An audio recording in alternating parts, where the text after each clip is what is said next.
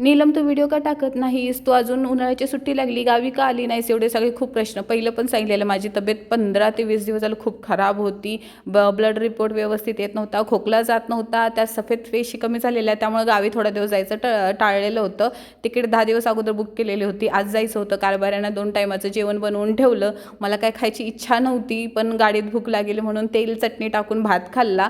मला आवडतो तेल चटणी भात.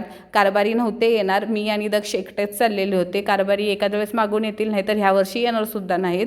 गाडी आमची आलेली होती, ज्योतिर्लिंग ट्रॅव्हल्स. आम्ही बसायला गेलो आणि तेव्हा गाडीत बसल्यानंतर थोडं चैन आली, गारगार हवा सुटायला लागलेली होती. खूप माझे 15-20 दिवस एवढे बेकार गेले की मला वाटलंच नव्हतं की मी गावी जाईल म्हणून. आता ठीक वाटल्यानंतर म्हणलं चला जाऊन येऊया, माइंड पण फ्रेश होईल, वातावरण पण चेंज होईल. एवढ्या रात्रीचं गरम झालं गाडीमध्ये आणि कधी झोप लागली आणि डायरेक्ट सकाळी एनप्यामध्ये जाग आली. मला वाटलं की बाबा कुंभोडेवाडी येऊन गेली का काय, पण एनप्यामध्ये आल्यानंतर जाग आली. माणसं उतरायला लागलेली होती. खिडकीतून बाहेर तो डोंगराच्या आडून उगवणारा सूर्य असा एकदम छान लालभडक टिकली लावलेल्या बाईसारखा वाटत होता. एवढं भारी वाटलं ना, माइंड एकदम भारी भारी फ्रेश झालं. सकाळी 6 वाजता मिनी फाट्यावर गाडी पोचली आणि ते तिथं आमचं घर आहे.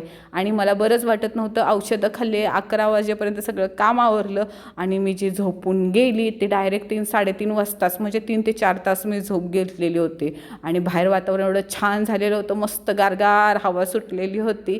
म्हटलं चल थोडा वेळ खेळूया.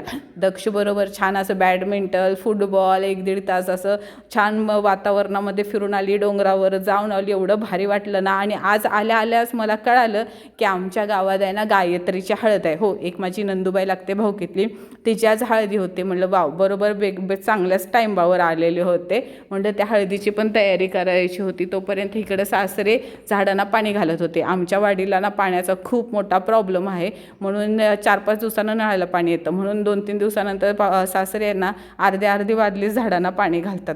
संध्याकाळी गार हवा सुटलेली होती, दिवाबत्ती केलेली. हे नवीन कुत्रं आणलेलं होतं घरामध्ये, पण ते काय राहीनाच झाले. त्याला त्याच्या आईची आठवण येत होती म्हणून त्याला घरी सोडून आलो. सासू सासरे छान हवेला बसलेले होते आणि मला पटकन आवरायला सांगितलं. हळदीला जायचं होतं. ऐन मोक्यावर समजलेलं. अगोदर जरी समजलं असतं तर साड्या तरी येताना आणलेल्या होत्या. नशीब गावाला 1-2 साड्या ठेवलेल्या होत्या आणि येताना मी 2 साड्या घेऊन आलेली होते.